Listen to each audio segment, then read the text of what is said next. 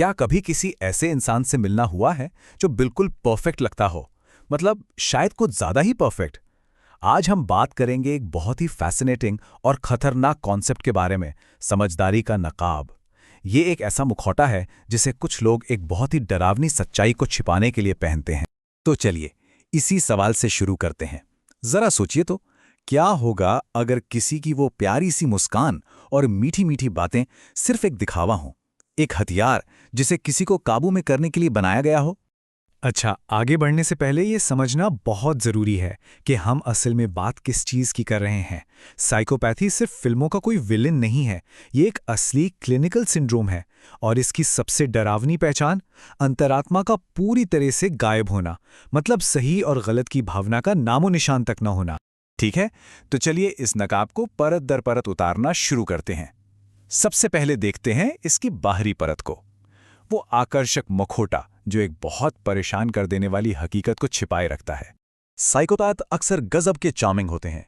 वो मजाकिया लगेंगे, बात करने में माहिर और आत्मविश्वास से भरे हुए। लेकिन यहां एक जरूरी बात है, ये सब एक परफॉर्मेंस है। एक ऐसी परफॉर्मेंस जिसका सिर्फ एक ही मकसद है, दूसरों को अपने जाल में फंसाना।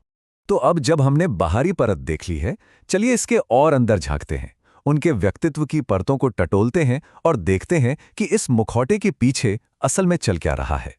जो दिखता है और जो असल में होता है, उसके बीच का फर्क चौंकाने वाला है। जहां एक आकर्षक और मिलनसार इंसान नजर आता है, हकीकत में वो एक चालाक, जोड़ तोड़ करने वाला इंसान होता है। जो आत्मविश्वासी दिखता है, वो असल में घमंडी होता है। और जिसे लगता है कि वो परवाह करता है, वो अंदर से बिल्कुल ठंडा और बिना किसी सहानुभूति के होता है। और आखिर में बात आके यहीं रुकती है, इस पूरे डिसऑर्डर की जड़ पर, कि उनमें अपराध बोध यानी गिल्ट या पछतावे की भावना होती ही नहीं है। इससे कोई फर्क नहीं पड़ता कि उनके काम से दूसरों को कितना भी नुकसान पहुंचे, उन्हें कोई अफसोस नहीं होता।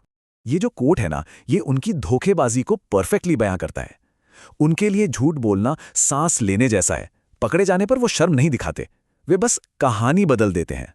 सोचिए जरा, पकड़े जाने पर भी कोई शर्म नहीं, बस एक नई कहानी और काम हो गया। तो अगर हम उनके दिमाग के अंदर का ब्लूप्रिंट देखें तो हमें क्या मिलेगा? बहुत ही सतही भावनाएं, सहानुभूति की जबरदस्त कमी और अपनी गलती कभी ना मानने की आदत। उनके लिए दूसरे लोग सिर्फ मोहरे होते हैं जिन्हें अपने फायदे के लिए इस्तेमाल किया जा सकता है। तो ये तो हुई उनके मन के अंदर की बात, लेकिन ये सोच उनके असल जीवन में, उनके बर्ताव में कैसे दिखती है? चलिए अब व्यवहार की परत पर नजर डालते हैं। उनकी जिंदगी अक्सर उथल पुथल से भरी होती है। उन्हें लगातार कुछ नया, कुछ एक्साइटिंग चाहिए होता है, क्योंकि वो बहुत जल्दी बोर हो जाते हैं। वे अक्सर दूसरों के सहारे जीते हैं, उनका शोषण करते हैं और उनमें सेल्फ कंट्रोल की बहुत कमी होती है। वो बिना सोचे समझे काम करते हैं, जिसके नतीजे अक्सर विनाशकारी होते हैं, खुद उनके लिए भी और दूसरों के लिए भी। और हाँ, ये कोई ऐसी चीज नहीं है जो रातों रात हो जाती है।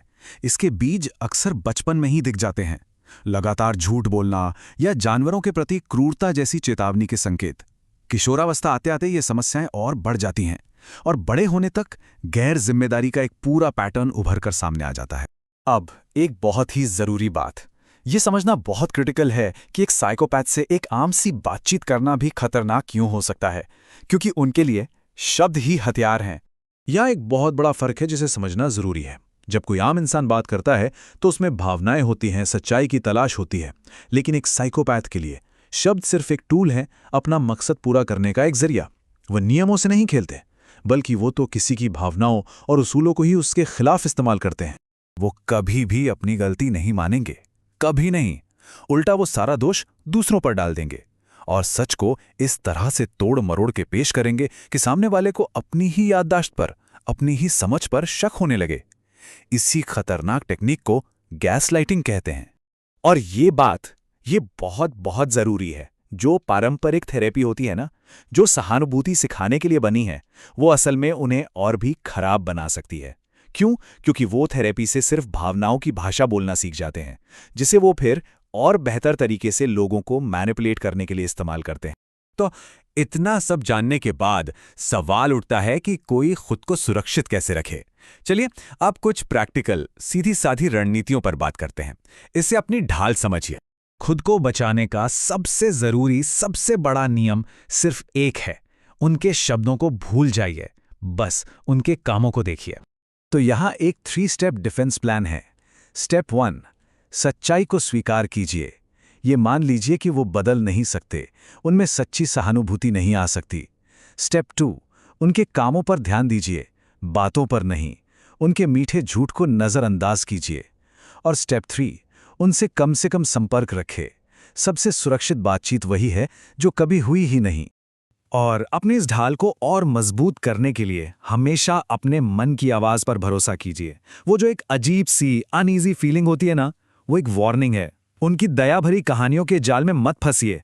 ये मैनिपुलेट करने का उनका सबसे बड़ा हथियार है। और एक बाहरी नजरिए के लिए अपने भरोसेमंद लोगों को हमेशा अपने करीब रखिए। तो आखिर में हम इसी सवाल पर आते हैं, ये नकाब इतना कन्विंसिंग होता है तो फिर इसके पीछे के इंसान को कैसे देखें? जवाब, जैसा हमने कहा, उनकी बातों में नहीं मिलेगा। जवाब मिलेगा उनके कामों के पैटर्न में। सतर्क रहिए, उनके एक्शंस को देखिए और अपने इंस्टिंक्ट्स पर भरोसा कीजिए। सबसे अच्छी सुरक्षा यही है।